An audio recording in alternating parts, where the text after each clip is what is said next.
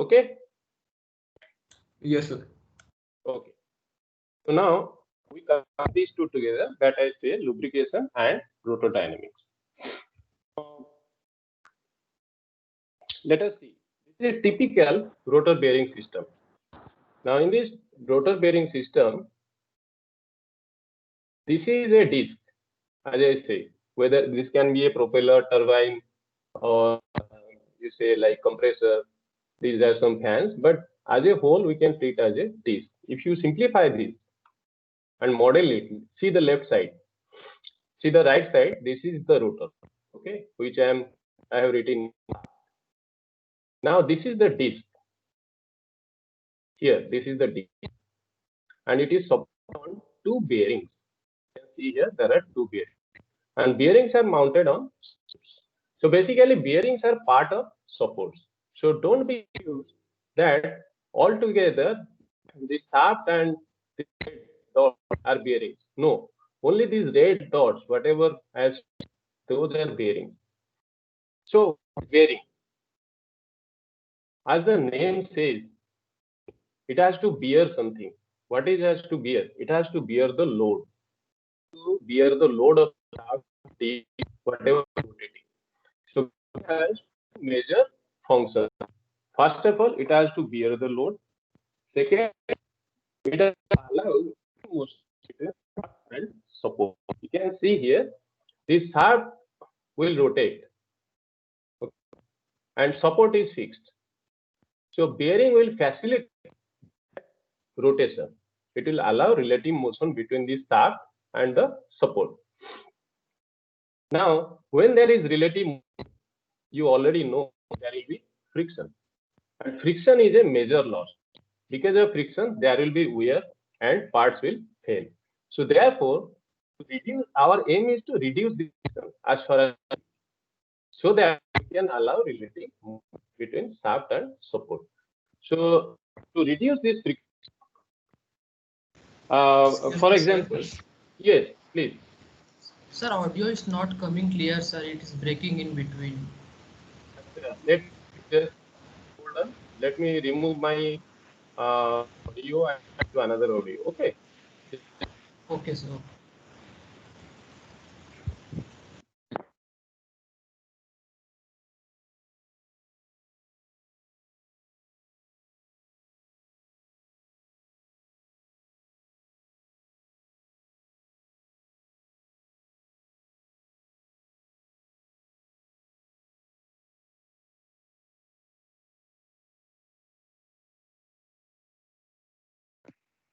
Any one of you, can you hear me now? Yes, sir. It is clear now. Okay. Okay, let us go ahead with. Okay, as I was saying, yeah. So basically, we have to reduce friction between this bearing and between this shaft and the support. So bearing is there to facilitate that. So to reduce friction, as you can see here, suppose you do not provide anything here, no rolling element, nothing. So it is just like sliding friction. As if you are dragging, for example, you are dragging a duster on a table. Imagine you are dragging a duster on table. That is simply sliding friction. Now to reduce friction here, this sliding friction, you can use some water on the table or some oil on the table. So you can imagine that the friction will reduce. So this is called lubricated. Okay, lubricated bearing, or you you can name as sliding lubrication. But if you provide, let us imagine some needles below the duster or some very small rolling cylinders below the duster. There also the friction will reduce. If you drag the duster, you will get less friction. You have to provide less force to drag the duster. So two ways you can reduce the friction. One way is to provide rolling elements. Another way is just to provide lubricant. Still, in case of rolling element, also you can provide some lubricant to reduce the friction further. So there are two cases possible, as I mentioned here.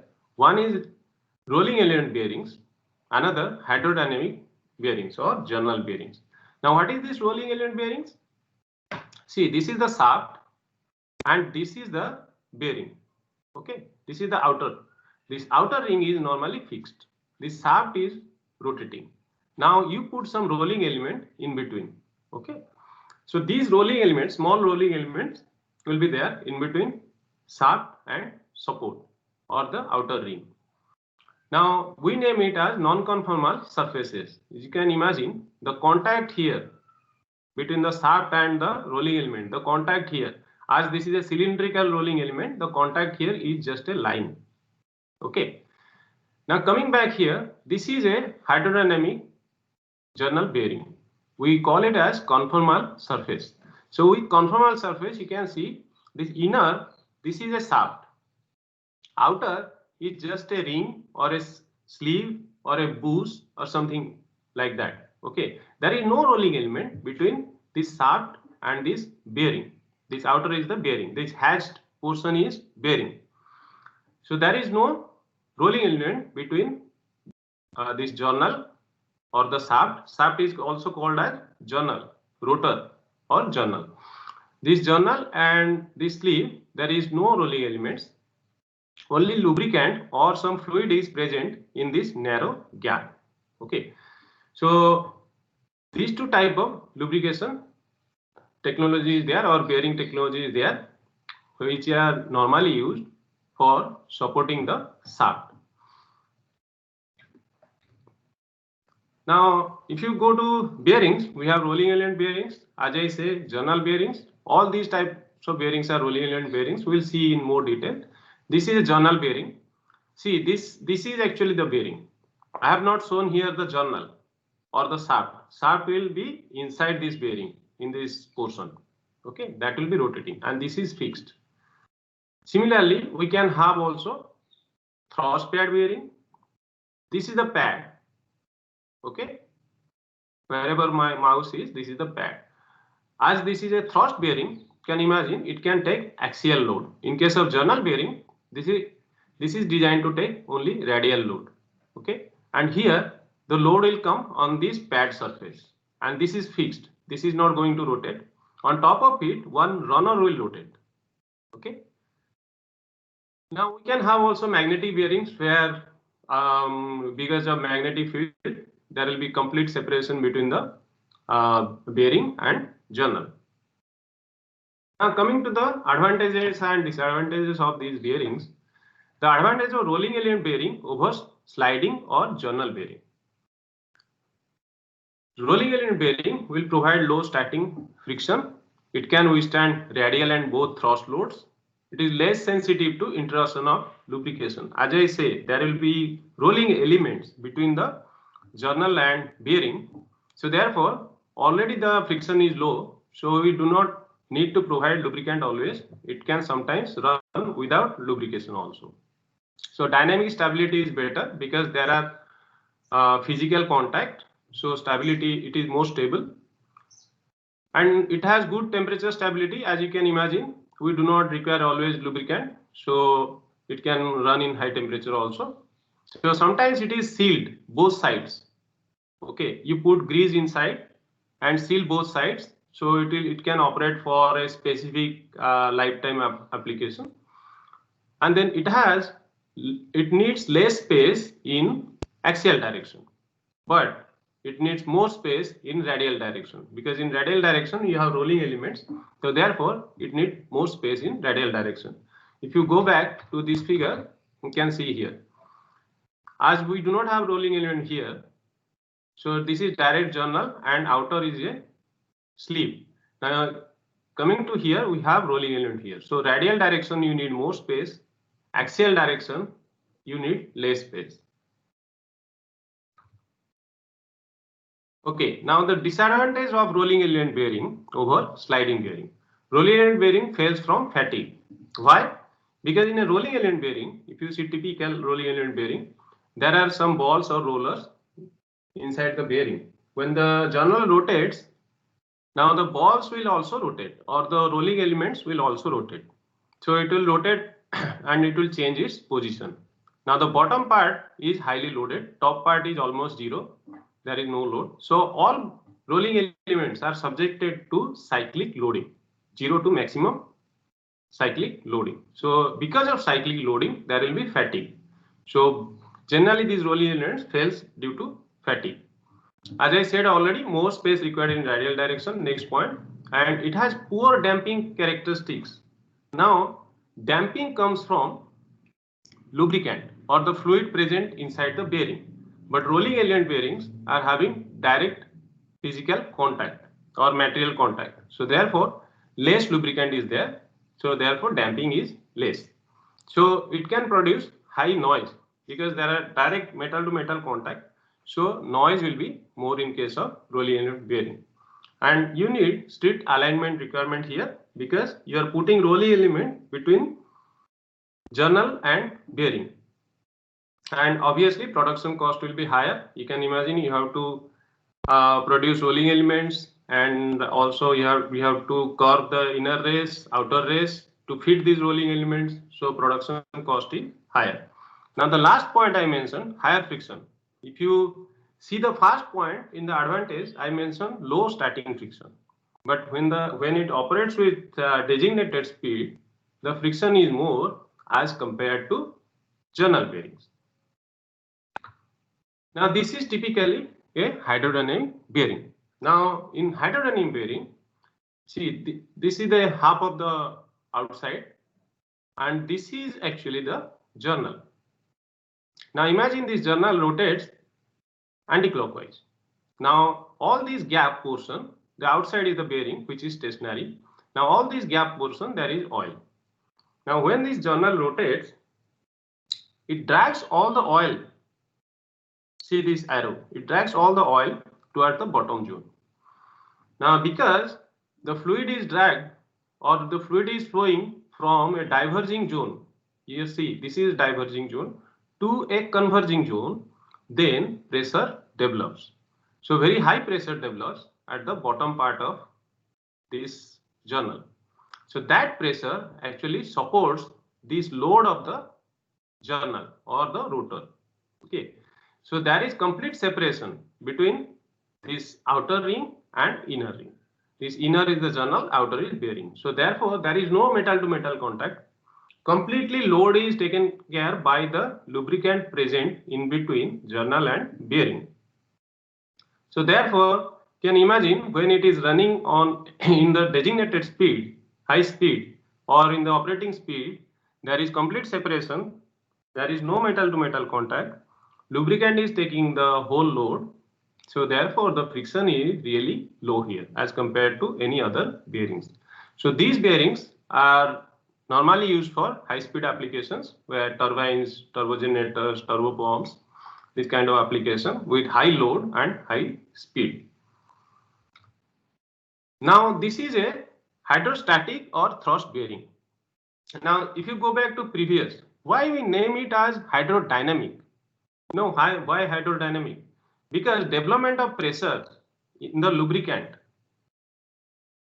is automatic because of the rotation. Because of the rotation of the journal, automatically pressure develops inside the bearing. So we are not providing any external oil pressure here or fluid pressure here. Okay. So therefore this is hydrodynamic. Now if you see thrust bearing, in case of thrust bearing we call it hydrostatic. In case of hydrostatic bearing, we provide externally pressurized fluid. Now in this hydrostatic bearing, you can see here, this is the thrust pad. This is not rotating. Okay, this is half of the pad I have shown. This is not rotating, which you can refer here, this bottom. Okay, this bottom one or this one, you can see here. This is the pad. Okay, on top of that, this runner is going to rotate. So these are designed to take axial load or vertical load. You can say here vertical load or axial load. So you can see this is a circular runner which will be rotating on top of this pad. Now you provide pressurized fluid from the bottom of the pad. This is called recess, this pocket. In this pocket you provide, this is the pocket. Okay. In this pocket, you provide pressurized fluid. Now fluid will come out in this narrow gap here. Radially it will go out in the narrow gap. Now this H is the gap. Imagine this H is the gap. Now it is in your hand. This H is in your control. Suppose, imagine this load W is constant. Imagine this omega, rotation is 0. Even if rotation 0, W is acting, some load is acting. You can control this gap by controlling this pressure. If you provide high pressure, then this gap will increase. There will be more flow. If you provide low pressure, this gap will decrease and there will be less flow of fluid. So it is in your control. So whether the runner rotates or whether this runner is stationary, it doesn't matter. That means because of external pressure, you are actually holding the load. So therefore, this is hydrostatic bearing. Okay. Now in this hydrostatic bearing, it can take, as I mentioned here, heavy loads at low speeds. Even if you had 0 speed, it can take any kind of load. It has high positional accuracy because H is in your control. You can change the gap. But the major disadvantage is that you need auxiliary equipment, like you need pump, filter, oil supply line. Okay. So this pump, filter, oil supply line will be recirculating. The same fluid will be coming out and then you have to filter it, you have to pump it again. So here the major loss that we count for is the power loss due to pumping. Friction is low because there is no metal to metal contact. But the major loss is the pumping loss because we are providing some energy here for pumping the fluid. So therefore, that is also loss for us. Now another technology is squeeze film bearings. So in squeeze film bearing, imagine you are squeezing the fluid vertically. If you squeeze the fluid, suppose there is some fluid in a container, you are trying to push it down. So obviously you will get some resistance. So that resistance is offered by the fluid in terms of pressure. So that is called squeeze film pressure. Okay. So this is very natural. You cannot avoid this thing because it is already there in all kinds of bearing. So these squeeze film bearings are various kinds. Like imagine this is a flat surface. Okay. On top of that there is a cylinder and suppose fluid present here. So if the cylinder is moving vertically upward and downward, then obviously pressure will develop in this narrow gap. Okay. Because of squeezing of the fluid. So this is called squeeze film technology. Like you have a plate here, you press that against another plate having some fluid inside. So that fluid will offer some resistance or pressure. So this is inherently there in all kind of bearings. Now there are also hybrid technology. As far as the lubrication technology is concerned, this is a hybrid bearing. Okay, this is a journal bearing, but there are 4 pockets here. You can see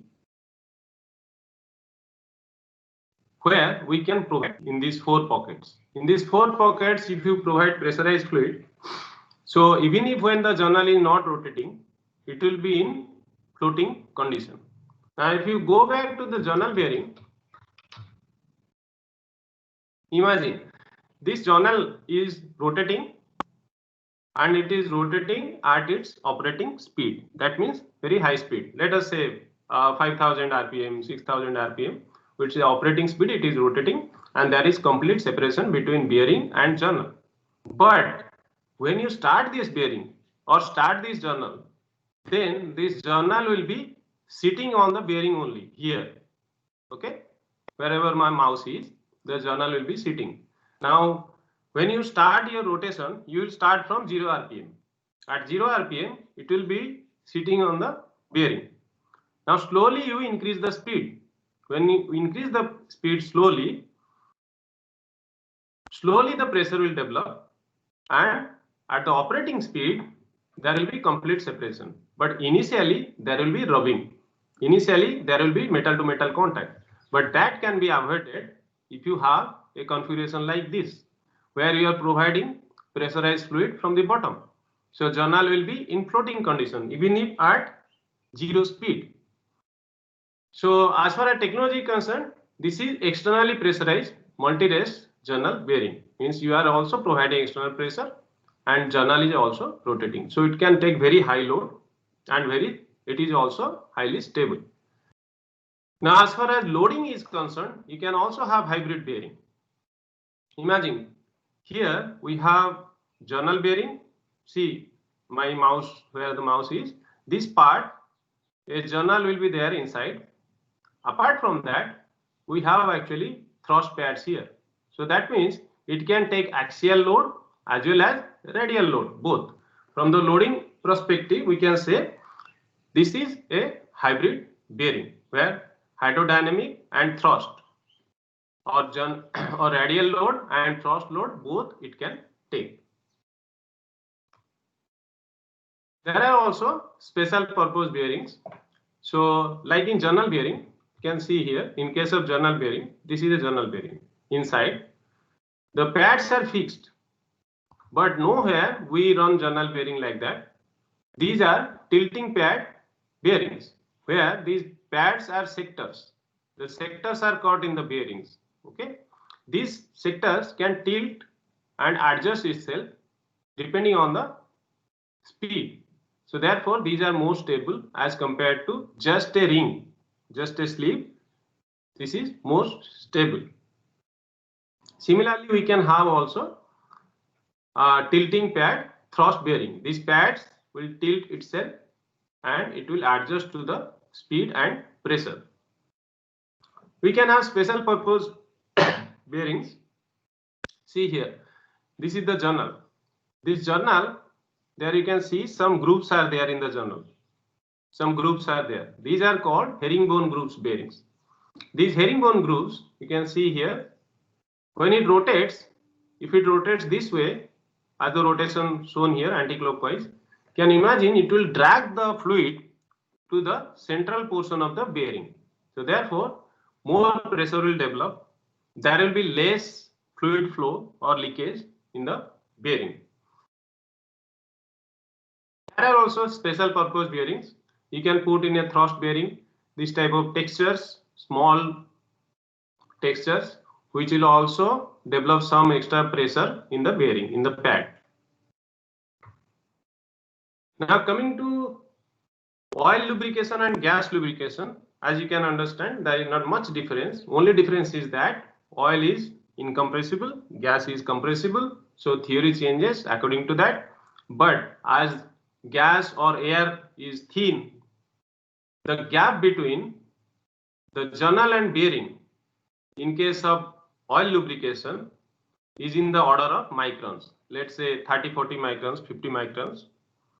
The journal and the bearing, the separation or the minimum separation. But in case of gas lubrication, it is in the order of nanometers, like 10 nanometers, 20 nanometers, the separation. So therefore, you have to imagine, you have to maintain that kind of surface finish. Otherwise, there will be metal to metal contact. So all these things you have to take care in case of gas lubricated bearings. And gas lubricated bearings has to run with very high speed in order to develop that pressure in the gas. Now journal bearings are inherently unstable. That we'll see in detail why they are inherently unstable. But here I am showing a diagram where what is the stability of bearing. In a journal bearing, the journal center rotates about the bearing center. It vibrates. When it vibrates, it rotates about the bearing center. Here we can say it is stable. This is the path of the journal center. Now it starts from here, then it goes like this. And obviously, after some time, it will converge to maybe this point. So this is stable. After some time, this will become stable. This is called marginally stable. So it will start from here and then it will go on rotating like this. So this is vibrating. So this is marginally stable, and this is called unstable. It starts from here. Now this goes out. Okay, goes outward. So after some time, what will happen? Like journal surface will touch the bearing surface. Then there will be failure. There will be rubbing. So this is unstable. So inherently, journal bearings are having instability. Okay, we'll discuss what is instability in different sections later on. Now this is an example of 300 megawatt steam turbine generator system. What are the components? There are total 7 bearings here, and all 7 bearings are journal bearings. Okay, only one bearing, the end bearing, is a hybrid bearing from the loading perspective, which is radial bearing as well as thrust bearing, so that axial motion can be restricted. Now the first portion, this left side, this is high pressure turbine, this is intermediate pressure turbine, and this is low pressure turbine. Okay, and the last portion, this is generator. So this is a typical power plant configuration, and here in actual plant, when we test it, the vibration when we test it, this is the, you can see this is bearing number 3 and this is for bearing number 4. So this is C, this is bearing number 3 and bearing number 4. So at bearing number 3, this journal center is vibrating like this.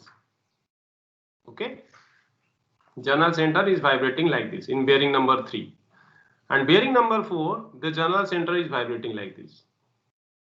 So obviously there is something wrong with this setup. So what is wrong in this? So obviously clearly you can see there is misalignment from 3 to 4. Okay, this is slightly tilted.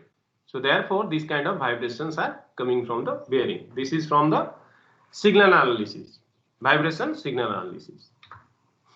Now coming to rolling element bearings are much old, even that is reported by Leonardo da Vinci. Okay, so rolling element are very much standard now. Journal bearings are developed based on the application, but rolling elements are readily available in market. You can buy any kind of rolling element as per your requirement. It is already available, and these rolling elements are also known as anti-friction bearing. There is an association of all rolling element bearing manufacturers, that is called anti-friction bearing manufacturer association. Okay. Why they name it as anti-friction bearing? As I said, this is quite old. At that time, there was no lubrication technology. So when people started using rolling elements between sliding parts, they found the friction is really low. Okay. So, but friction is not zero. It is not actual anti-friction, but they found the friction is really low as compared to sliding. So therefore, they name it as anti-friction bearing. Now there are various kinds of rolling element bearings, as you can see here. Okay. So let us go in detail. So classification of these rolling element bearings. We can classify these bearings based on their geometry as well as based on loading. If you classify based on geometry, we call it as ball bearing, where balls are the rolling elements. We call it roller bearings, where these are rollers are the rolling elements. Or we call it needle bearing, where there are needles are also kind of rollers, but the dimension is very small. Okay, diameter is very small as kind of needle. So therefore it is called needle bearing. Now based on the loading, radial load it can take. These ball bearings or roller bearings are designed for radial load. It can take thrust load, so thrust rolling element bearings. So we can see these are balls or rolling elements or rollers inside the outer ring and inner ring. So one will be fixed, one will be rotating. Now we can have also taper roller bearings. These rollers are tapered. You can see this is taper. These rollers are tapered. These are designed to take radial as well as thrust bearing, thrust loads.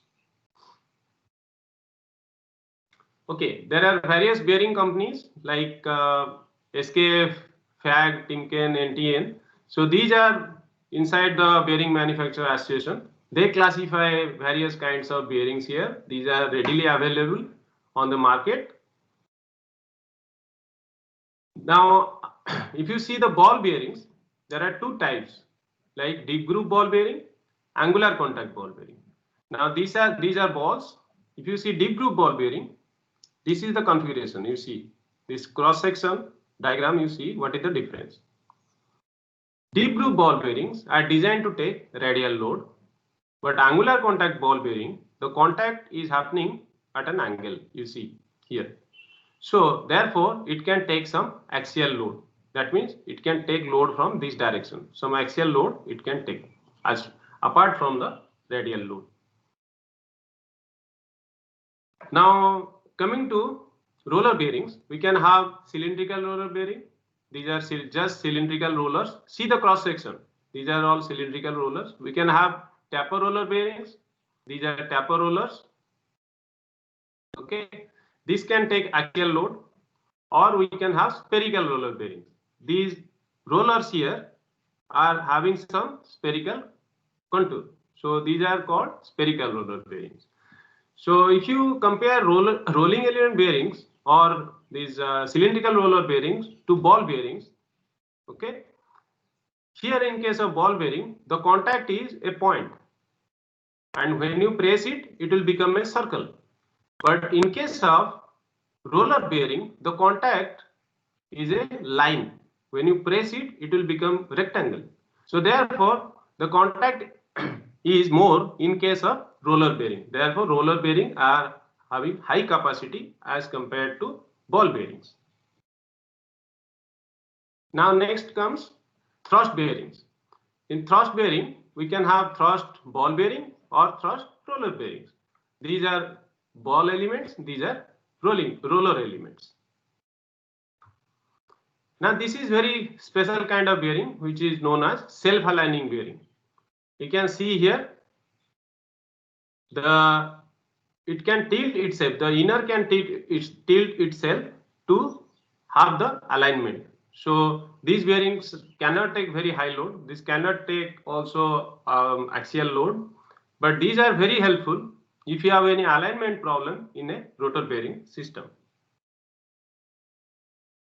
Now there are also special purpose bearings like linear motion bearings, where you can see here this is a screw or a threaded shaft. You can say it will rotate inside this hub, and we have some rolling elements here.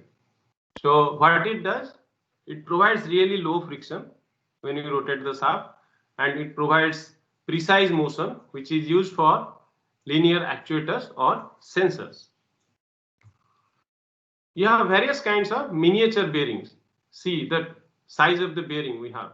So rolling element bearings comes in various configuration, various geometries, and for various applications. So as a whole, we can have different configuration of bearings like this. I have given few here. Now, as I say, rolling element bearings are very standard and available in market for your application. So now, how to buy rolling element from market? What to tell the shopkeeper that what bearing you need. So if you go to market, you just have to tell them a number. Let's say 6203 ZJ. You tell them, they will provide you the bearing. So what does this mean?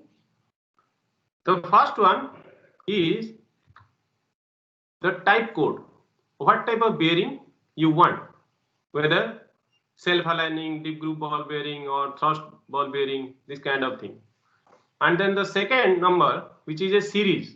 That means whether you need a lightweight bearing, thin bearing, or medium weight or heavy duty bearing. And the third one is the bore diameter, the inside diameter, or in what shaft you are going to fit this bearing. So that is the inner bore diameter.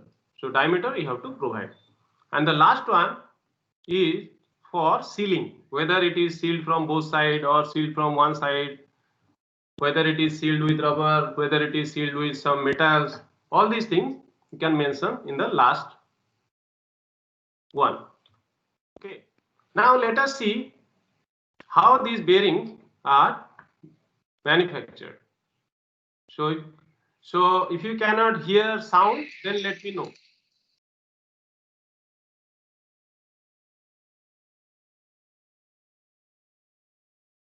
No, sir, we can't hear. No, sir, no sound is there. Can you hear sound? No, sir. No, sir. We cannot hear the sound. Okay. So I'll do one thing. Provide the link of this video. Yeah, listen. I'll do one thing. I'll upload this video. Okay. In MS Teams. After this class. This is a small video on means how rolling element bearings are manufactured in an industry. Okay, that gives real good idea of rolling element bearing.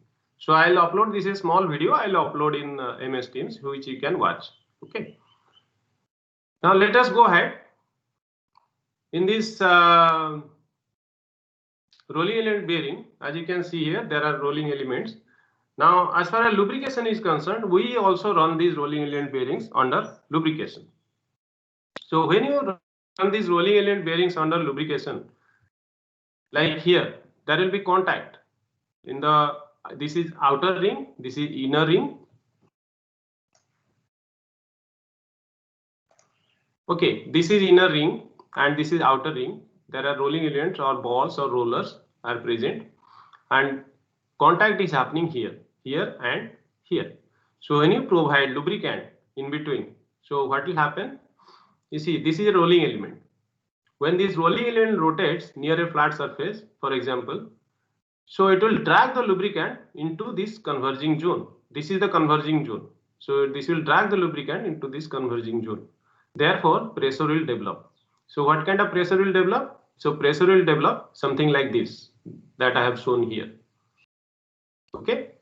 So this pressure is quite high as compared to the pressure that develops in a journal bearing. In my first slide, I have shown you that journal bearing is having a conformal surface contact. Rolling element bearing is having a non-conformal surface contact.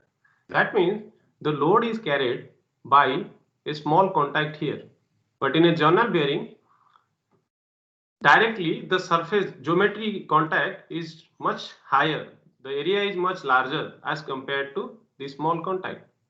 Therefore, the load coming here is carried by the small contact. So the pressure develops in the lubricant is in the order of gigapascal here. But in a journal bearing, the pressure develops is in the order of megapascal. If it is in the order of megapascal in case of journal bearing, we don't have to care about surface deformation. But when it is in the order of gigapascal, we have to be careful about the surface deformation. When the pressure is in the order of gigapascal, it can definitely, the surface will definitely deform. That means these metal surface here, the bottom part and top part will deform slightly. So that we have to take into account.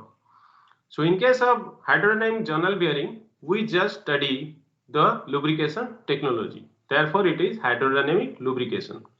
But in case of these rolling element bearings, apart from hydrodynamic lubrication, we also have to take care of surface deformation. Okay, as you have already studied like elasticity. Okay, so that elasticity we have to take care of. So therefore, the theory becomes elasto hydrodynamic lubrication. That is EHL. Okay, now coming to various kinds of lubricants. Let's see. So we have mineral oils, grease, solid lubricants, and synthetic oil. What is mineral oil? Mineral oil, as you know, it is coming from the crude oil that you get your petrol, diesel, all these things. Now grease are semi-fluids where we mix some kind of solids to these mineral oils. Mineral oils are base oil for grease. We add some additives. Now what are these additives? Why we add additives? Because we want to improve the property of the lubricant. So grease is very good in taking high load or high pressure. So these additives are generally provided by different companies. For example, this mineral oil, this is the base oil for grease, but we add some additives. So additives companies are different as compared to oil companies. Like Indian Oil. Indian Oil is not additive companies. Even if Indian Oil is selling grease, it is actually buying additives from different companies. So additives are kind of like secret and trademark of the companies. They never tell anyone what are these additives. They just sell the additives. Okay, so now coming to solid lubricants, where we cannot use actually these liquids or fluids, there we have to use solid lubricants. So solid lubricant should have high thermal stability, low shear strength, surface protection, should provide good surface protection and good bonding properties. Now solid lubricant has to be present between the stationary and moving part. So the shear strength means what? Shear strength of the solid material itself should be low. That means that is actually the resistance to motion. So it should provide less resistance to motion. Therefore, it can allow relative motion. So solid lubricants are like graphite, molybdenum disulfide, like your Teflon, also a solid lubricant. So now the next is synthetic oil. Synthetic oil is new and becoming very popular. And synthetic oil is costly, but nowadays, as the mineral oil, the crude oil becoming costlier, so therefore people are also going for synthetic oil. Now there are also special kind of oils like electro-rheological fluids or magneto-rheological fluids or electromagneto-rheological fluids. What happens here with the base oil? Base oil is always this mineral oil or synthetic oil. With the base oil, we add some particles which are sensitive to electric field. So we mix some particles or nanoparticles in the oil. Now when you apply electric pole here and here, then there will be a chain formation. So suddenly there will be chain formation of the nanoparticles.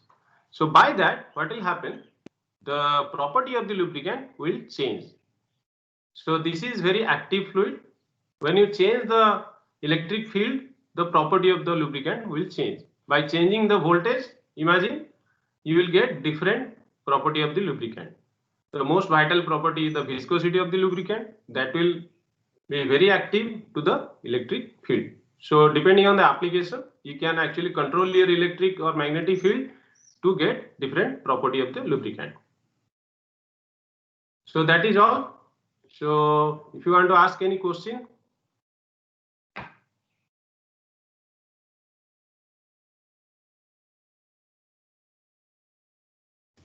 Hello, sir. Yes, please go ahead. Sir, there was a term reverse pumping or in the thrust bearing. Yes, so that I'll come while dealing with the thrust bearings. Okay, now it will be difficult for you to understand. So we'll discuss that while dealing with the thrust bearings. Okay. Okay, sir. Yeah. Sir, can you once again explain the conformal surfaces? Conformal surfaces. See, Yes. conformal means large contact area. Just imagine, large contact area is conformal. Very small contact area is non-conformal. Now, if you go to, let's say,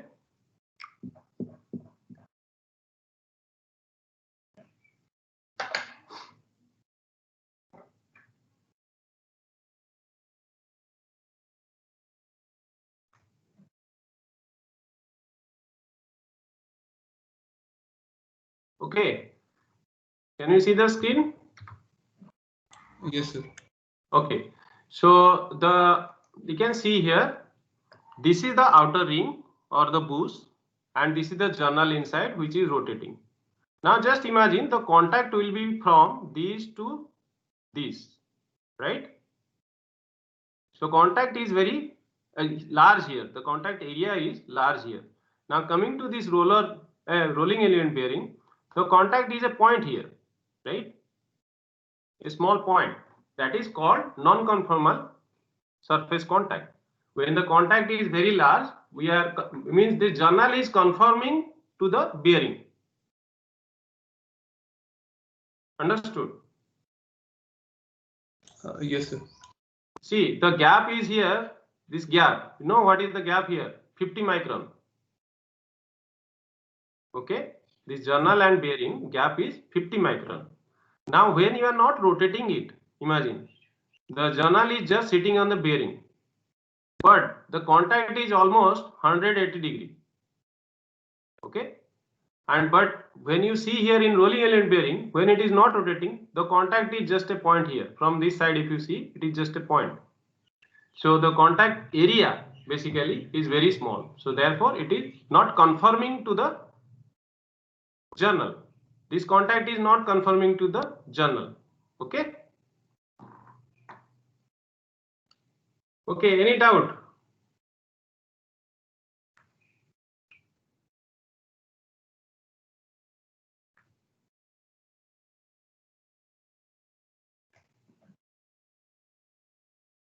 Okay. In this class, basically, even if there is no COVID time, in regular time also, we used to have a lot more assignments.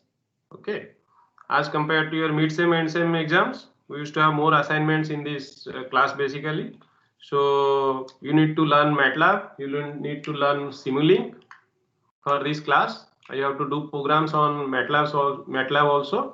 Okay. So slowly we'll go to those programs when we deal with numerical simulation of these bearings. Okay. And as far as this online class is concerned, we'll take the class in MS Teams, but all materials, all assignments and everything you have to submit or you have to go through Moodle. So you know what is that Moodle site? Yes, sir. Yes, sir. It is Make CMS. Okay. Already I have added there all of you I have added there in the course lubrication and rotor dynamics, and this introduction whatever we are going through today is also available there, and in MS Teams I'll put that small video.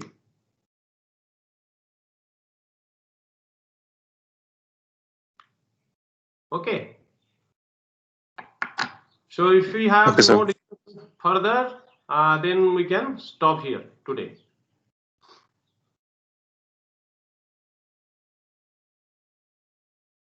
Okay, so thank you all. So we'll meet on Wednesday class. Okay.